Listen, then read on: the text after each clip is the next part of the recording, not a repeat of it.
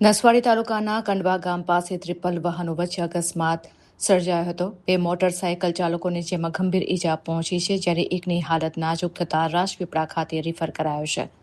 આ અકસ્માતને પગલે મોટી સંખ્યામાં લોકટોળા ઘટના સ્થળ ઉપર ઉમટી પડ્યા હતા.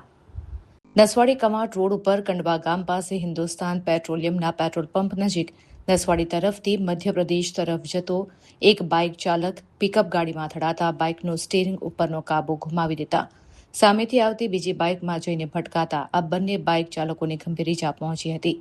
જેમાં નસવાડી તાલુકાના વાઘિયા મહુડા ગામનો આશીષ શિભેલ ઉંમર વર્ષ 21 હોવાનું જાણવા મળ્યું છે, જેને મોઢા ઉપર અને હાથમાં ગંભીર ઈજાઓ થતાં તેને નસવાડી સામૂહિક આરોગ્ય કેન્દ્રમાં સારવાર માટે 108 એમ્બ્યુલન્સ દ્વારા પહોંચાડવામાં આવ્યો હતો, જ્યાં તેની સારવાર દરમિયાન તબિયત લથડતા તાત્કાલિક વધુ સારવાર માટે રાજપીપળા ખાતે મોકલી આપવામાં આવ્યો છે.